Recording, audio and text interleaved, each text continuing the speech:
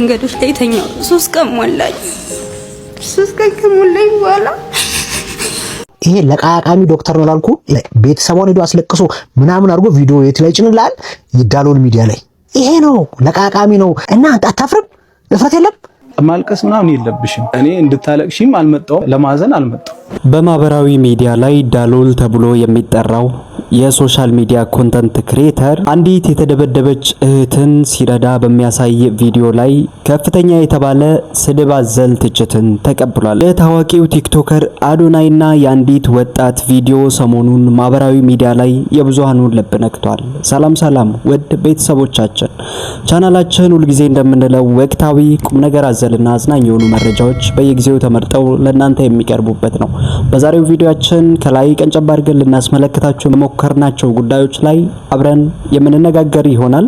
ለቤታችን አዲስ ከሆናችሁ ሰብስክራይብ እያደረጋችሁ ተቀላቀሉን። ይህ ዘማች ዴይሊ ነው። አዶናይ እንዴት አወቅሽ? በምን አጋጣሚ አወቅሽው? በአንድ ቀን። እንዴት? ታሪኩ ረጅም ነው እና አንዴ ምን ተፈጠረ መሰለሽ? የሾላን ደላላው ይጠራኝ በሰው ነው ስልክ ነው ያገኘሁት። ልክ ስመጣ ያኔ ልጆች የገደለችበት ቀን ነበረ። ቦሌ ላይ ልጆች ሞተው ነበር እና እነሱ ከሞቱ በኋላ እካ ተያዥ ያስፈልጋን የአዲስ አበባ ሰው ምንም አገር ቤት ሰው ቢሞላኝም እዛ የሚገርዱኝ ሰዎች ናቸው እንጂ የሚረዳኝ አንዳችም አልነበር። ከዛ ሰውየው ደላላው አስገባሻለሁ በአንድ ቀን አስገባሻለሁ ብሎ አመጣኝ። ካመጣኝ በኋላ እንትን አልኩኝ። ካመጣኝ በኋላ እኔ ሰው ሲመጣ ሲሄድ አይቶኝ ሲሄድ ተያዥ ሳይኖረኝ ሲቀር ማለት ነው። ከዛ ሰውየው አብረሽኝ ተኝና እኔ ተያዥ ሆንሻለሁ አለኝ። ሾላ ላይ ጣለኝ። እኔ አብሬ አልተኛም ጭራሽ እኔ አልፈልግም ስለው አጨመላልቆ ምናምን ሰድቦኝ መንገድ ላይ ጣለኝ። መንገድ ላይ ከጣለኝ በኋላ እኔ ወደኩኝ። አንድ ቀን የካ ሚካኤል መንገድ ላይ ተኛው። ሁለተኛ ቀን ደግሞ እዛው መንገዶች ላይ ተኛው። 3 ቀን ሞላኝ። 3 ቀን ከሞላኝ በኋላ የምሄድበት ሰው አጣሁ። ራበኝ፣ ቸገረኝ።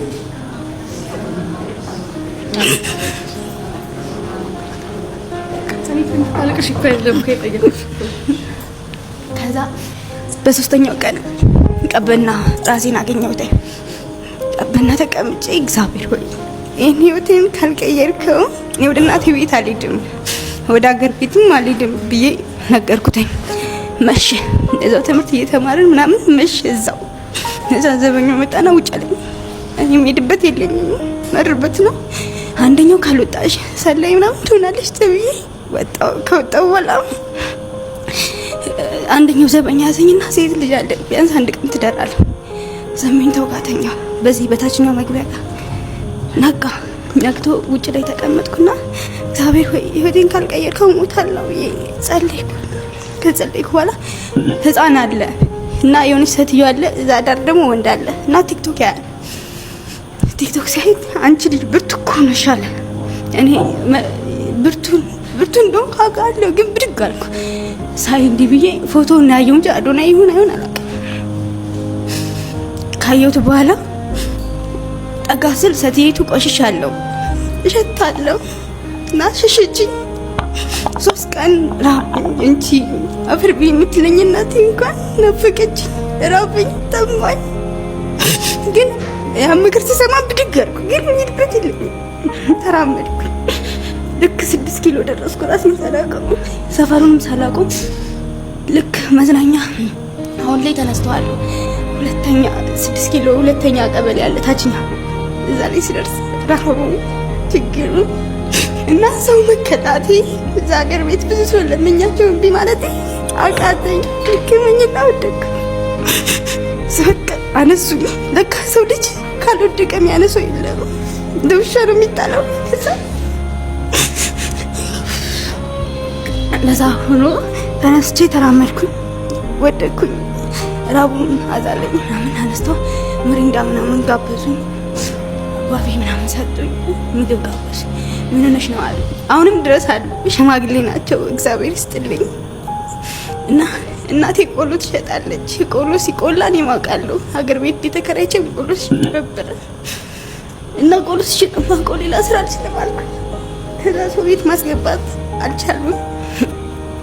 አንዱ ምጣድ ገዛልሻለሁ ሲለኝ አንዱ ማንደጃ ገዛል፣ አንዱ ደግሞ የመዘብዘፊያ ሽምብራ አተር መዘብዘፊያ ገዙልኝ። እኔ በቃኝ፣ ማስታወስ አልፈልግም። ያኔ በቃኝ።